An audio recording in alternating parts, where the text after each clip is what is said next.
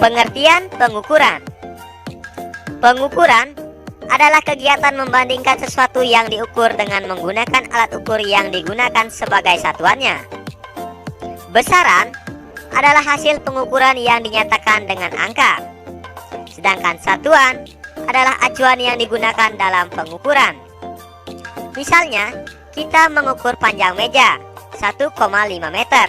Nah, di sini panjang merupakan pengertian dari besaran, sedangkan 1,5 adalah nilai besaran dan meter adalah satuannya. Satuan pengukuran.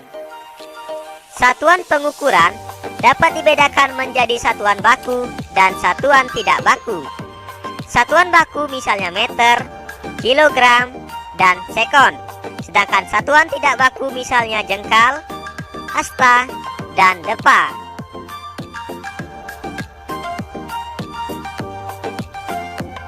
Besaran pokok dan satuan SI. Yang pertama, besaran panjang, satuannya meter, simbolnya M kecil. Yang kedua, besaran massa, satuannya kilogram, simbol KG. Yang ketiga, besaran waktu, satuannya sekon, simbol S. Yang keempat, besaran suhu, satuan Kelvin, simbol K. Yang kelima, besaran kuat arus listrik, satuan ampere, simbol A. Yang keenam, besaran jumlah zat, satuan mol, simbol N. Yang ketujuh, besaran intensitas cahaya, satuan kandela, simbol CD. Ketujuh besaran ini disebut sebagai besaran pokok. Masing-masing besaran pokok memiliki alat ukur yang berbeda. Misalnya, besaran panjang dapat diukur dengan menggunakan penggaris atau mistar, dan dapat diukur dengan menggunakan mikrometer skrup, dan dapat pula diukur dengan menggunakan jangka sorong. Yang kedua, besaran massa. Massa dapat diukur dengan menggunakan neraca Ohaus, neraca pegas, neraca lengan, dan neraca digital. Yang ketiga, besaran waktu. Besaran waktu dapat diukur dengan menggunakan jam matahari, jam dinding, jam digital, dan stopwatch. Kemudian besaran suhu. Besaran suhu dapat diukur dengan menggunakan alat termometer. Selanjutnya, kita akan belajar besaran turunan. Berikut ini adalah contoh dari besaran turunan luas.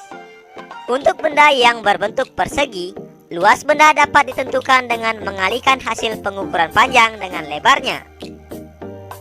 Besaran luas, jika panjang dan lebarnya diukur dalam satuan meter, maka luas yang diperoleh satuannya adalah meter kuadrat. Nah, luas merupakan contoh dari besaran turunan. Berikutnya contoh besaran turunan yang kedua, yaitu volume. Misalnya, kamu mempunyai dua wadah, yakni wadah yang besar dan wadah yang kecil. Jika dipergunakan untuk menampung air, wadah yang besar pasti dapat menampung air lebih banyak. Hal tersebut terkait dengan besarnya ruangan yang terisi oleh materi, biasanya disebut volume. Jika volume suatu benda lebih besar, maka benda itu dapat menampung materi lebih banyak dibandingkan benda lain yang volumenya lebih kecil. Volume merupakan besaran turunan yang berasal dari besaran pokok panjang. Volume benda padat yang bentuknya teratur, contohnya balok, dapat ditentukan dengan mengukur terlebih dahulu panjang, lebar, dan tingginya.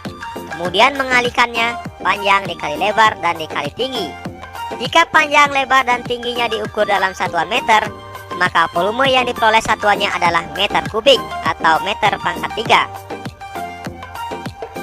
Sedangkan, bagaimana cara menentukan volume suatu zat cair? Oleh karena itu, jika zat cair dituangkan ke dalam gelas ukur seperti ditunjukkan pada gambar, volume zat cair dapat dibaca pada skala sesuai ketinggian permukaan zat cair di dalam gelas ukur tersebut. Dalam kehidupan sehari-hari, volume zat cair biasanya dinyatakan dalam satuan mililiter atau liter. Selanjutnya contoh besaran turunan yang ketiga yaitu konsentrasi larutan. Misalnya, kamu membuat larutan gula dengan memasukkan gula ke dalam air. Kemudian kamu cicipi, jika kurang manis kamu dapat menambahkan gula lagi.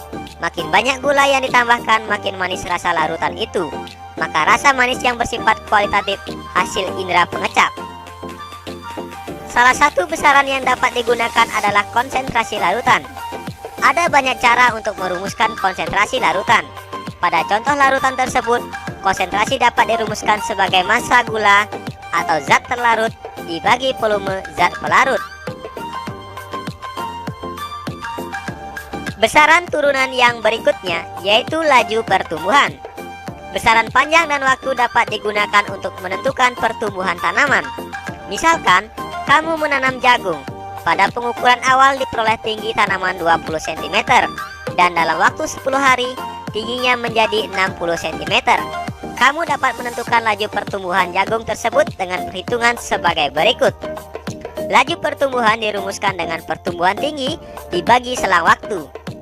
Nah, pertumbuhan tinggi di sini yaitu 60 cm dikurang 20 cm dibagi selang waktunya 10 hari sehingga diperoleh 4 cm per hari. Jadi, laju pertumbuhannya yaitu 4 cm per hari. Contoh besaran turunan berikutnya yaitu kecepatan. Kecepatan diturunkan dari besaran panjang dan waktu, yaitu panjang atau jarak dibagi waktu.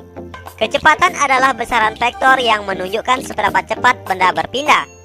Besar dari vektor ini disebut dengan kelajuan dan dinyatakan dalam satuan meter per sekon atau m/s. Misalkan, seorang pelari menempuh jarak 60 meter dalam waktu 12 detik. Tentukanlah kecepatan pelari tersebut. Kecepatan dirumuskan dengan jarak dibagi waktu, di mana jarak 60 meter dibagi waktu 12 detik, sehingga diperoleh 5 meter per detik atau 5 meter per sekon.